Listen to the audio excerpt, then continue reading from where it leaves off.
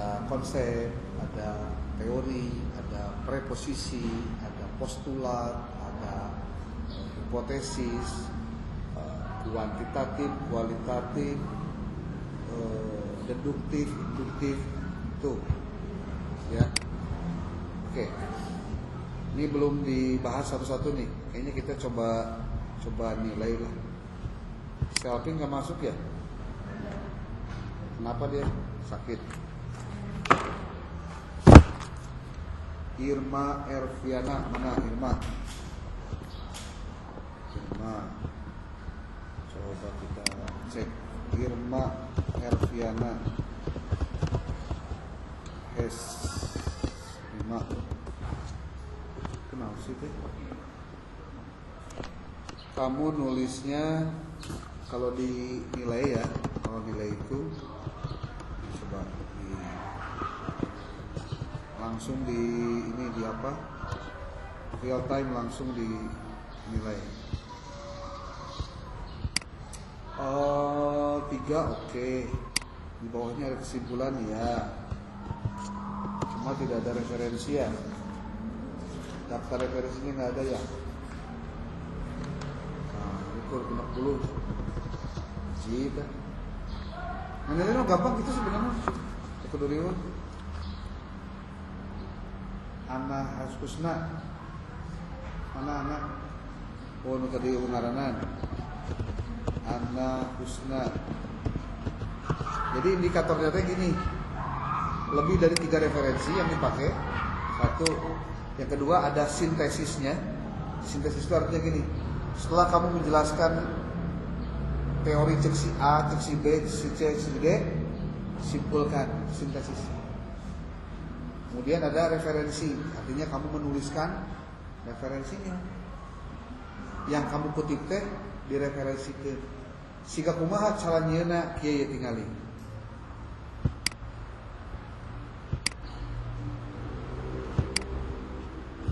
Contoh, konsep dalam pandangan para ahli. Ada Kerlinger, konsep bla bla bla. Tahun ini apa namanya? Baby. Ini apa? Tahun dengan namanya. Goody and Hart, Kaplan, Balabov, Dublin, Strauss, Walker, and Novat. Setelah itu ada sintesis makna. Inti dari berbagai pendapat di atas adalah konsep itu abstrak, bukan benda, tapi ide yang mewakili kelas fenomena, bla bla bla bla, sampai 4 buah. Lalu setelah itu definisinya apa jadinya? Setelah kamu menuliskan semua pendapat-pendapat itu, kira-kira lamun disimpulkan maksudnya apa? Ketika kamu menuliskannya, berarti definisi itu definisi menurut kamu berdasarkan pendapat-pendapat di atas. Jadi mual salah lamun ditanya, nah mana yang pendapatnya sehingga gitu? Saya membaca buku A, buku B, buku C. Kesimpulan saya itu. Ada lagi. Nah, tulis daftar rujukannya. Nu tadi dikutip teh di mana eta teh? Oh, bukuna ieu. Ya. Oke, paham ya? Nah, itu cari engke ge lamun dina skripsi bakal kitu eta teh. Kamu bakal disuruh mencari definisi tentang A, konsep A, cek si A kumaha, cek si B kumaha, cek si C kumaha. Menurut kamu berdasarkan itu apa definisinya? Bahkan kalau kamu menemukan ada teori yang berbeda dengan yang mereka sampaikan, kamu juga harus sampaikan bahwa terdapat perbedaan pemahaman terkait dengan konsep ini atau tentang, supaya jelas posisinya itu ternyata debatable, contohnya kan begitu.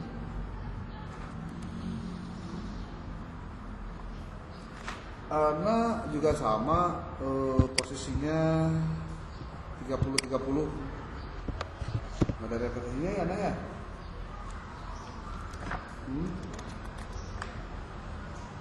Nggak ada, cuma simpulannya mah ada. Nah, apalagi nih, Sofwatun Nisa, ilmu frihah, ya. Wah. memang bisa sofwatun bisa ilmuha. Kamu teorinya lebih dari 3 ya. Terus ada simpulan juga. Jadi konsep adalah nah, pakai 30 terus postulat PPI jadi postulat adalah tapi tidak ada referensinya. Eta referensinya di mana teh disebutkeun teh. Tuh, berarti ngan ukur 60 sarua. Endah, mana endah? Konsep menurut buku KBBI, oke. Kesimpulan ayat. Gitu aja. Endah naon? Endah Siti Farihah.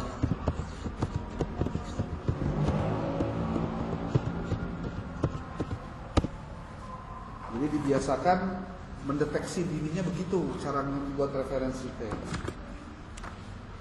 Mega Asri Ramdini.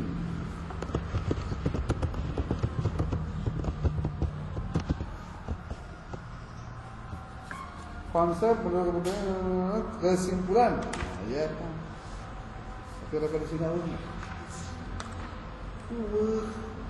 Referensi itu di setiap nomor. Kenapa di setiap nomor? Karena tidak semua nomor itu referensi sama. Kan gitu benar.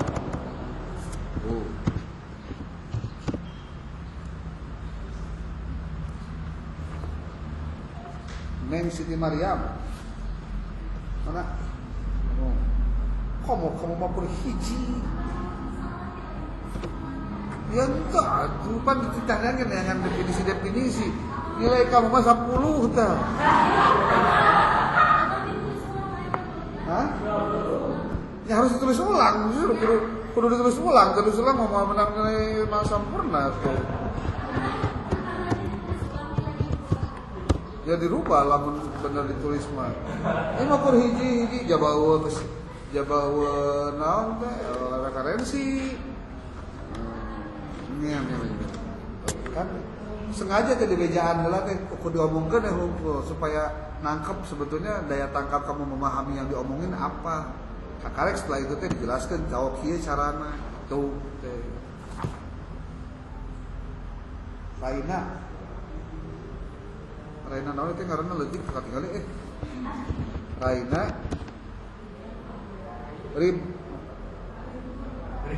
Ribka katempo masalahna Ribka terus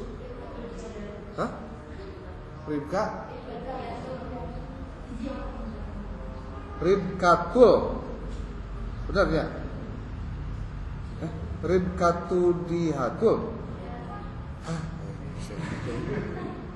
Ribkatudihatul ampura musalahnya ingat naon cewek kayak lamun salah bener kan oke konsep oke simpulan ya oke simpulannya sarwa referensian 30 tambah 30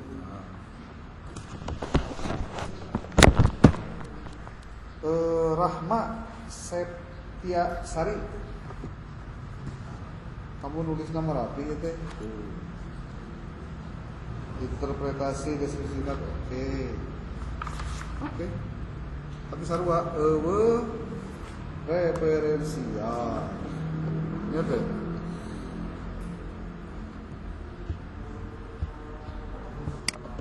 Rahma Septia Sari ini kosong dia mah ayat okay. Terus Laila mana Laila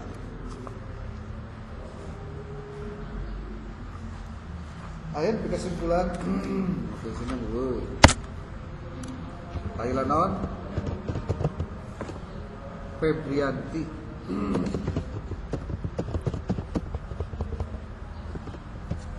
Iis Afifah. Mana? Iis Afifah, konsep bla bla bla bla bla, metodologi Arifban.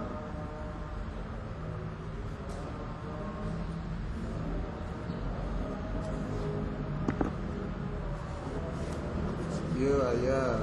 Oke.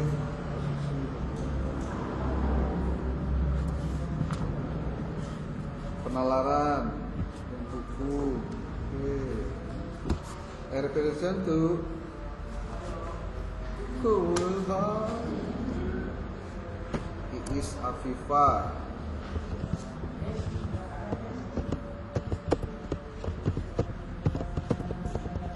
Oh, 10.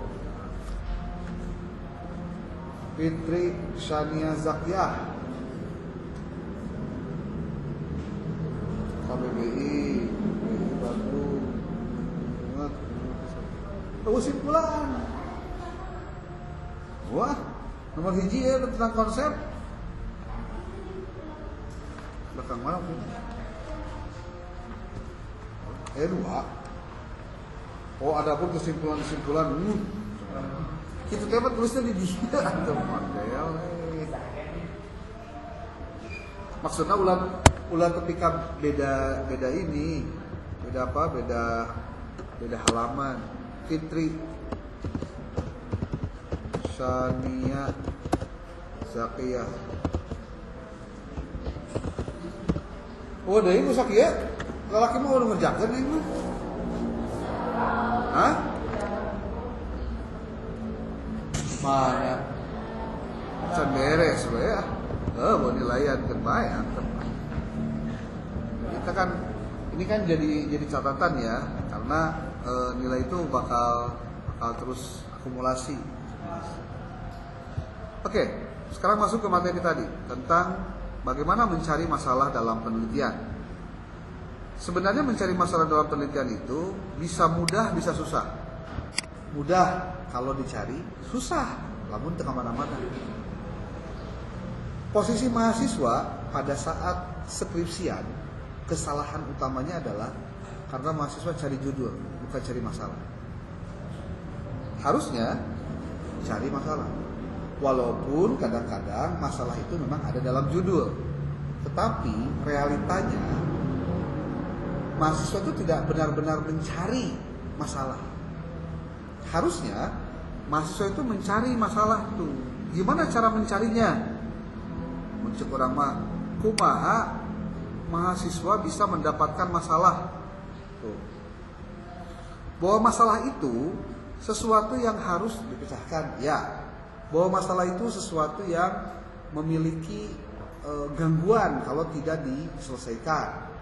Masalah itu sesuatu yang tidak diinginkan. Nah, dalam prosesnya di penelitian, masalah itu wajib menjadi rujukan awal.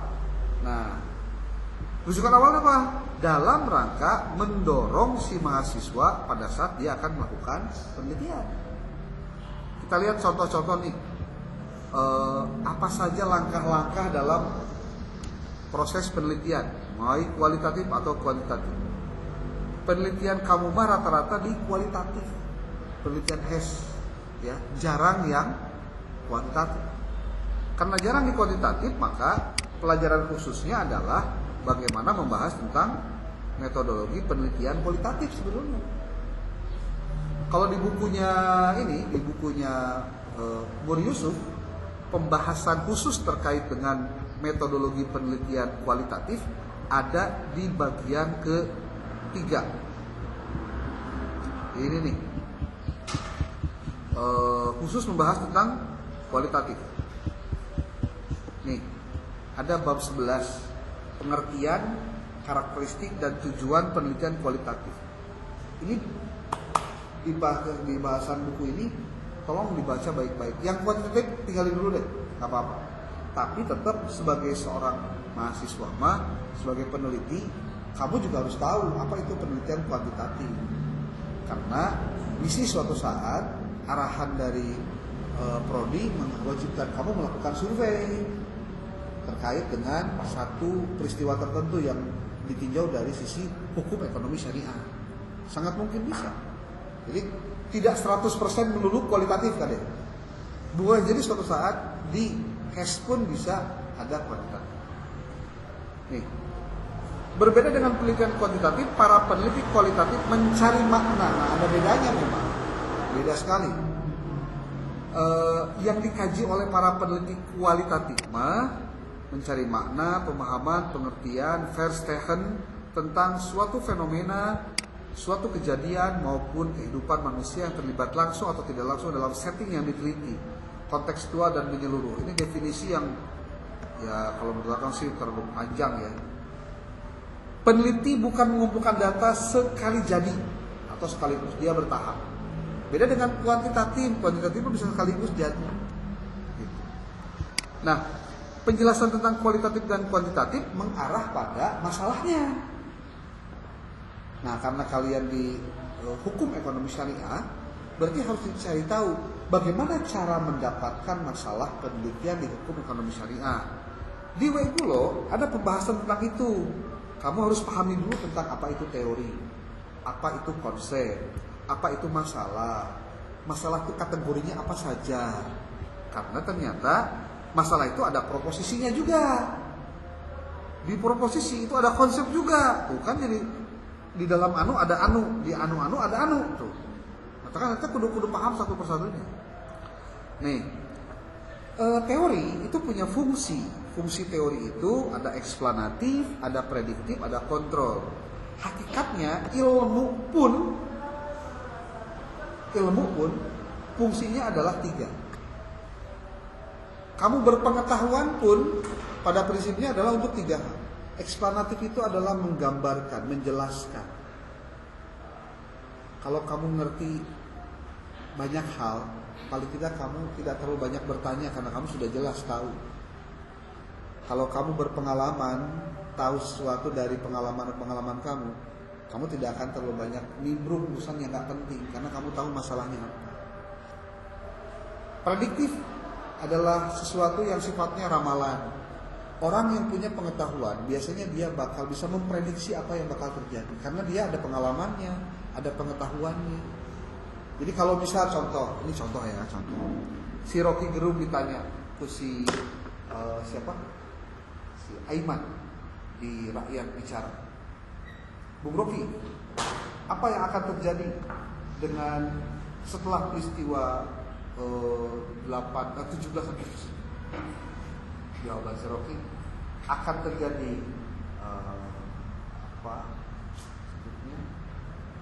critical break. Apa itu critical break?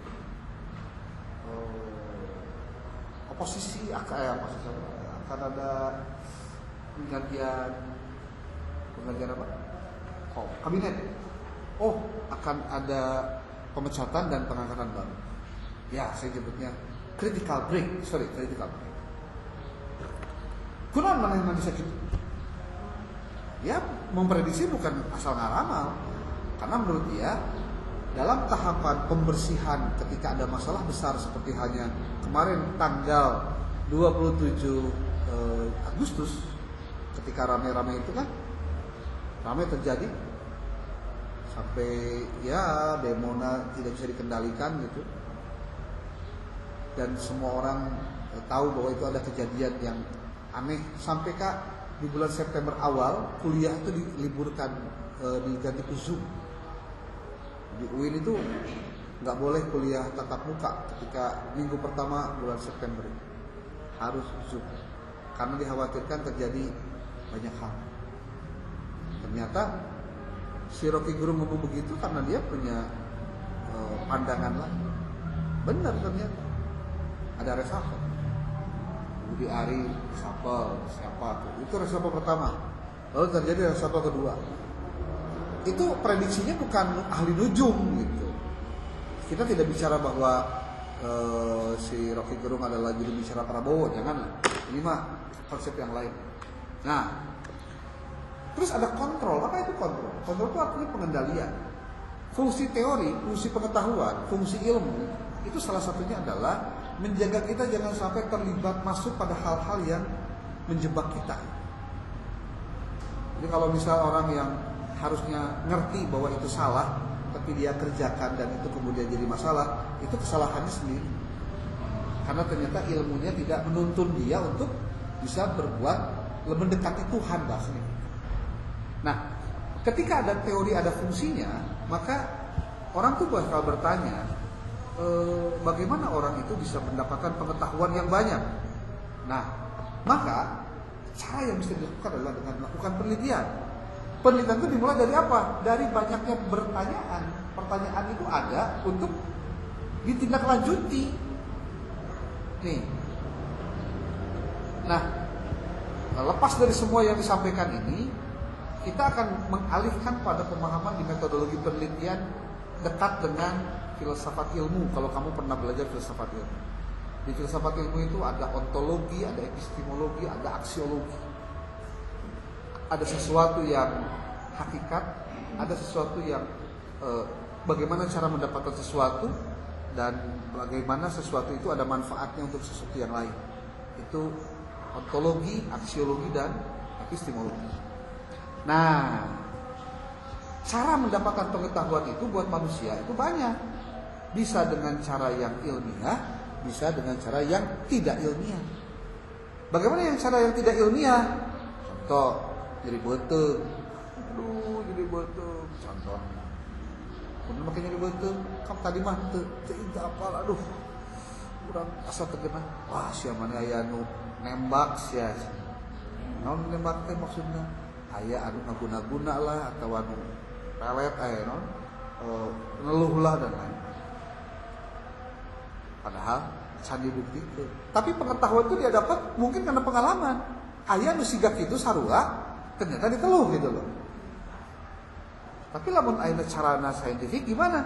Ya kamu tinggal datang dong ke dokter, kemudian kamu periksain, ke dokter pasti ditanya, kunaon makanya dibeteng, pasti tanya, oh ngadahar naon, rujak bebek isuk gitu.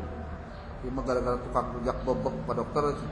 Make nyalahkeun tukang rujak bebek nya matakan eta kunaon make ngalangkung ka bumi abdi cenah jadi abdi meuli cenah. Atuh cenah eta mah siga setan atuh. Siga setan.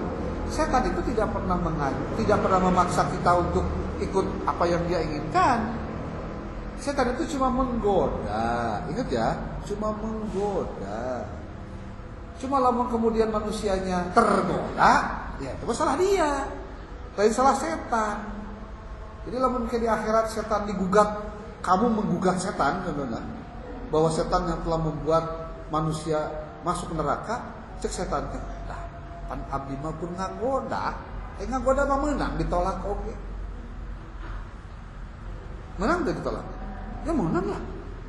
Nih, ada metode ilmiah, ada metode yang tidak ilmiah. Ada yang menggunakan akal sehat, ada yang tidak menggunakan akal sehat. Kita tidak masuk ke situ dulu. Nah, karena yang akan diteliti oleh kita sesuatu yang sifatnya ilmiah, apa itu ilmiah? Ilmiah itu nama lainnya mengandung kaidah-kaidah ilmu. Ilmu itu ciri utamanya dua, rasionalisme dan empirisme. Di luar itu banyak sekali sebetulnya ciri ilmu, tapi kita kerucutkan menjadi dua itu. Nah, yang namanya penelitian ilmiah itu selalu harus sistematik dilihat. Scientific research is systematic, control itu artinya terukur, terkontrol, terkendali. Empirical, bersifat empiris. Apa itu empiris? Mengandung pengalaman masih dalam konteks pengalaman manusia. And critical investigations maksudnya itu. Investigasi yang kritis of the propositions about the presumed relations among natural phenomena. Intinya adalah yang disebut dengan penelitian ilmiah itu dibalikkan adalah investigasi yang sistematis, terkontrol, empiris dan kritis dari proposisi tentang relasi antara fenomena-fenomena yang natural. Nah, definisi menjelaskan bahwa penelitian ini pertama-tama adalah menyusun hipotesis. Apa Apa hipotesis itu? Hipo kurang, tesis kesimpulan. Kesimpulan yang kurang, maksudnya kesimpulan yang belum 100% benar atau tidak. Mundilah Sundama ya istilah boa-boa. Pernah dengar boa-boa? Kunaon mana jadi beteung. Ini boa-boa orang teh tadi ngadahar anu. Boa-boa teh buahnya buah henteu kan ya. Dan kita sering begitu. Contoh, motor naon tah? Mogok. Padahal peuting tadi motor teh halus. Nah, peuting ayeuna jadi mogok. Mungkin teh boa teh ya. Boa bensin beak, kepotekna ya hangke. Artinya lamun motor-motor baheula mah kan aya busi ya. Ayeuna mah busi aya. Boa busina kotor, kudu dibersihan heula. Baheula mah ayeuna mah geus teu kudu. Bensinna halus keneh. Boa bisi kabel aya nu begak. Cek deui. Teu halus keneh. Nah, artinya aneh. Make itu bisa dihurungkeun. Ieu mah bener kudu ka bengkel. Tanya ku bengkel oge, Pak, kunaon pasti gitu. Iya motor teh ongko kamari mah hurung ayeuna mah pareum. Kumaha tuh? Nya pangecekeun atuh. Pasti dicek sarua jeung urang heula, ngan mana make ilmu. Bawa make alat langsung kanyawan. Oh, ieu mah kabel putus, Pak. Bapak miara beurit kan di imah. Nah, miara beurit di imah berarti ngedar beurit. Gitu. Nah, penelitian itu ini dilewat saja karena memang banyak sekali yang bisa dilakukan. Manfaat penelitian, ada teoritis, ada praktis. Nah, ini akan kamu temukan nanti kalau dalam penyusunan skripsi nanti. Intinya, orang bicara tentang masalah penelitian pasti akan bicara tentang cara berpikir logis, cara berpikir yang empiris. Gitu. Nih, deduksi, ada induksi. Di bukunya Wegro dijelaskan dengan detail hal-hal yang seperti ini. Mudah-mudahan kalau kamu baca bisa menambah pengetahuan kamu nih. Ini penelitiannya di kuantitatif ya, di kuantitatif. Nah, bagaimana tahapan penelitian? Satu, konseptualisasi masalah dulu. Adapun mata kuliah ini di pertemuan kedua sekarang di diskusi tentang mencari atau menentukan masalah penelitian, kamu tuh harus mengetahui tahapannya. Gimana sih tahapannya itu? Aku baca apa? Kita ilmiah ya. Kemudian baca lagi laporan-laporan riset. Kemudian baca-baca buku tentang kamu itu tentang menurut saya. Kemudian ikuti perkembangan zaman sekarang. Perkembangan zaman lagi apa ini? Setelah baca, masuk tahap kedua, yaitu kamu wawancara. Wawancara dengan tokoh, ahli, expert ya, expert, tokoh, ahli, atau praktisi yang berhubungan dengan ekonomi syariah. Setelah itu, kamu cobalah sekali-kali melakukan observasi. Jadi baca mah berarti paper, wawancara berarti person, kalau observasi berarti place. Nah, ini yang dilakukan dalam konteks mencari masalah. Kamu boleh nanya dosen, tokoh, ahli, kira-kira sekarang yang lebih ahli. Bahkan sekarang bisa pakai seperti ini, doa.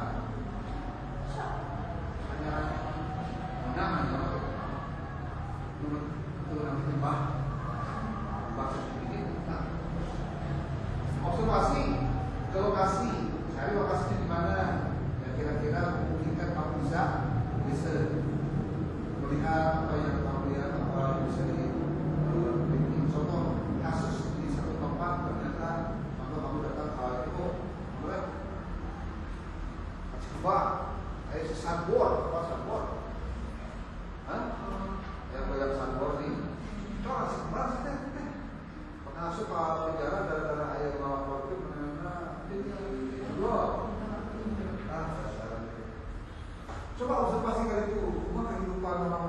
bener sakabutnya kan joget nanti oke waduh karena ternyata cemarannya jadi kredit nanti kita pasti daripada ayeuna kudu gawe biasa kalau ayeuna nyawa sampai ikan paus nanti paus kita bener poinnya jadi begitu. Nah, kenapa masalah-masalah ini perlu dipelajari? Karena sesuatu yang kamu tidak baca dulu, kamu jangan tebak-tebak buah manggis. Nah, tebak-tebak buah manggis. Buahnya gimana? Saya kayak mengambil Tom, ya malah itu masalah hipotesis. Kamu harus tahu bahwa yang namanya masalah itu bisa berkembang sesuai dengan zaman. Jadi jangan sampai gini berpikirnya, kan gampang aku skripsi mah daerah bisa gancang kan lamun kabeh nanya ka ChatGPT. Ya, kang ya, disclaimer di ayeuna. Jangan sampai kamu pada saat nyusun skripsi dihantui ku wegah jeung gitu. Wegah terus. Males. Ngerjakan skripsi itu perjuangannya tidak gampang. Dan setan nurek jadi sarjana, setan ngagoda mana? Benar. Sok percaya tulis di ayeuna bisi bohong. Dosen pernah ngomong gitu. Beda. Mau sebab banyak kasus ketika dia sudah terima SK, aya pembimbing bimbinganna ku sakali 2 kali kita belajar. Belum tepok. Kamu harus tahu satu hal. Banyak yang gagal mencapai finish ketika ngerjakan skripsi. Kalaupun ada yang beres ngerjakan skripsi nage menang syafaat di pembimbing. Nah sebabnya skripsina tidak memenuhi syarat. Kunaon tuh make ditanda tangan aja disidangkeun. Menang syafaatul uzma kan pisahan. Gitu. Da pembimbingnya aya mahasiswa nu teu bisa lulus. Tapi mahasiswa naonnya docelo eta mah. Benar. Kasebeleun bimbingan skripsina hayang beres. Pasti tinggal skripsina bajret. Apa yang terjadi kemudian pada saat sidang? Boro-boro ngajawab benar. Pas revisi, boro-boro revisi. Malah lebih patah lagi adalah skripsina teh teu sesuai standar skripsi. Data bimbingan teh pas bimbingan mau ngarevisi teh. Apa yang terjadi? Eusina ChatGPT kabeh. Baheula mah kedua bahasa can aya AI itu skripsi orang lain dari negara entah berantah disulap jadi ngaran sorangan, lokasinya diganti dan lain. Kalau itu sampai terjadi, ya bahasa gampang nak kijang naon diajar metodologi penelitian atuh capek ada skripsi caranya dia siga kitu mah mata kieu diajar supaya kamu tuh bisa sorangan tanpa harus ada keterkaitan dengan yang lain. Ulah diajar mergit ongkoh, tapi di nampak lebah ngerjakan skripsi, kamu kalahkah 100% ChatGPT. Pasalnya sederhana sebetulnya, karena problemnya mahasiswanya nggak mau belajar. Coba untuk cari nanti yang namanya masalah penelitian, kamu tonton tutorial. Satu, publish on Paris, POP namanya, publish on Paris. Yang keduanya, post viewer.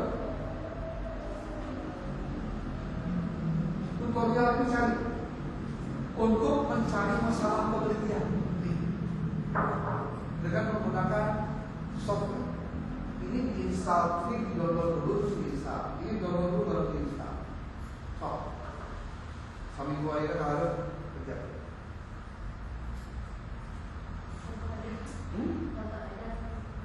Nonton dulu aja. Setelah nonton praktekkan. Katakan cekal HP kan? Coba tulis di HP, di YouTube. Tutorial POV dan post keyword untuk masalah penelitian.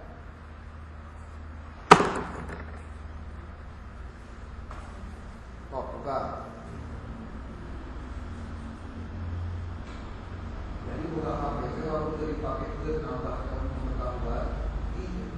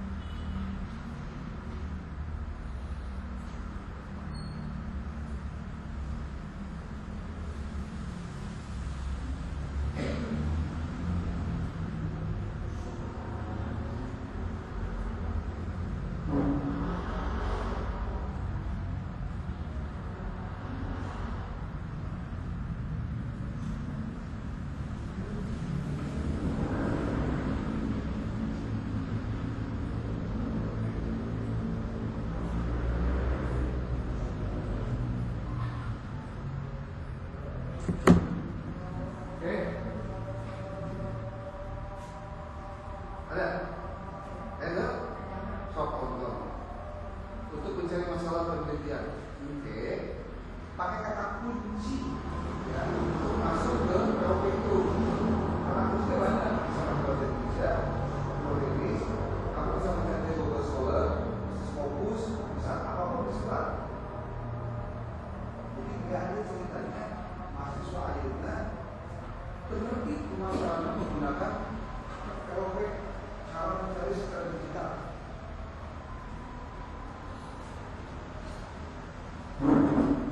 Jam 17.50 waktunya ada nih benar.